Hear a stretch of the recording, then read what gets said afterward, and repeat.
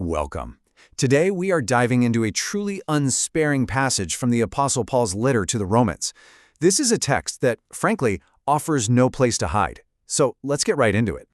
Paul begins with this, just a stark accusation. There's no gentle warm-up. This one verse immediately sets a confrontational, almost courtroom-like tone for the entire chapter. He's making it crystal clear from the very first word, no one gets a pass. And to be clear, that's not an exaggeration. The entire point of this passage is to systematically, piece by piece, dismantle every single claim to moral superiority. It's like he's building this logical fortress that you just can't escape from, cornering his listener with their own hypocrisy. All right, so first up, the trap is set.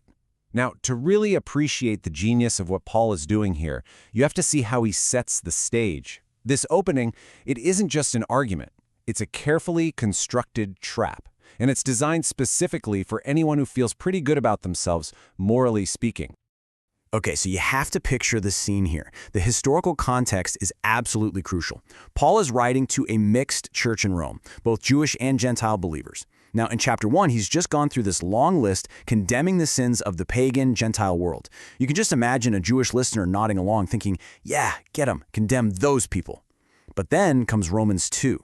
And this is Paul turning directly to that person and saying, hey, don't get too comfortable. I'm actually talking to you now. So the trap has been sprung. Now for section 2, building the prosecutor's case. Watch how Paul just methodically builds his argument like a master lawyer, leaving no stone unturned and absolutely no excuse standing. He goes right for the jugular of a core cultural assumption.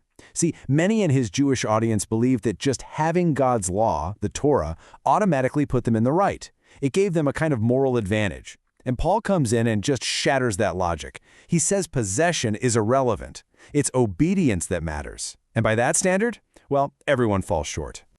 In his legal precision, it's even embedded in the grammar. Look at that first word, therefore. Boom, it links everything he's about to say directly to the sins he just listed in chapter 1. Then, oh man, isn't specific. It's a universal address meant to ensnare every single person. And when he says we practice the same things, the Greek there implies a continuous, habitual action, not just a one-off mistake. He's building a completely airtight case. So if you zoom out, you can see this incredible literary structure unfold. It really is like a courtroom drama. In chapter 1, the Gentile world is in the dock. In chapter 2, Paul calls the moral, religious person to come stand right beside them. And by the time he gets to chapter 3, the circle has closed and the entire world is left standing silent and guilty before God. So look, if you're reading this and you start to feel a little cornered, a little unsettled, good. That means it's working. That's exactly what Paul intends. He is systematically stripping away our self-assurance to get us ready for what's coming next. And here's the brilliant thing. Paul isn't inventing some new harsh doctrine out of thin air.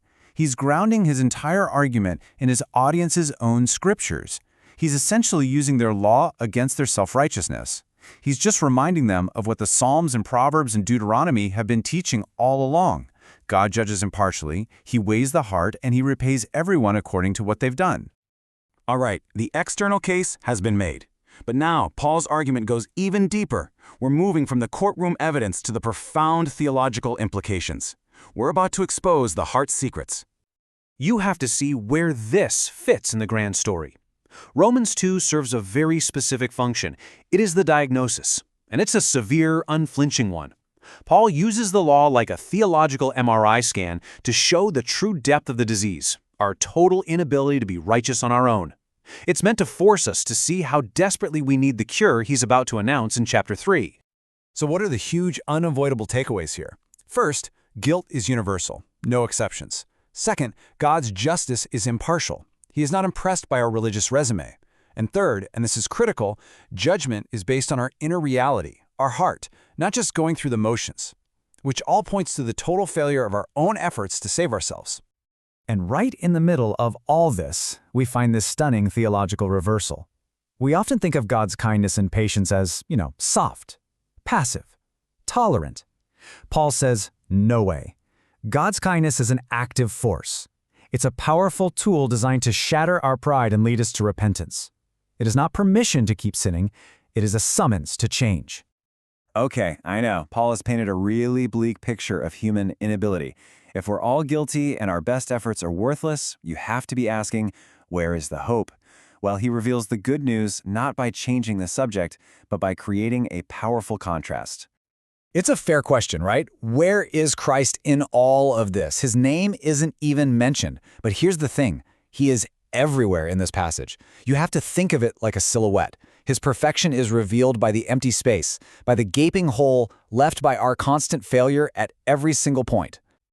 Just look at this direct comparison. We judge other people. He bears that judgment for them. We take God's kindness for granted.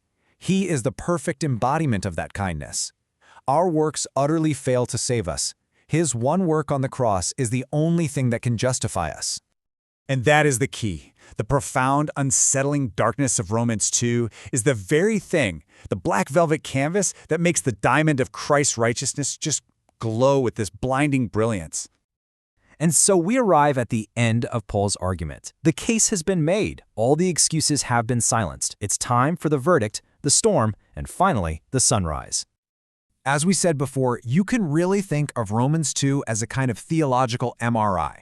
It's a diagnostic tool that scans right past the surface and strips away every single layer of excuse, of self-deception, of religious pride, of moral comparison, and it just shows us the true condition of the human heart. And the results from that scan are in. The verdict is clear, and it is absolutely inescapable. Before a holy and impartial God, all are guilty. No one, on their own merit, is righteous. And this is probably the most important but in the entire letter, that devastating verdict is not the end of the story.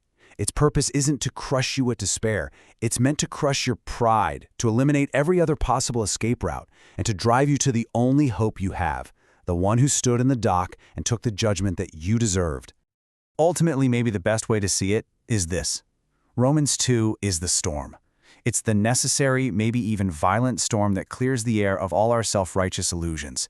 But it is the storm that comes right before the sunrise.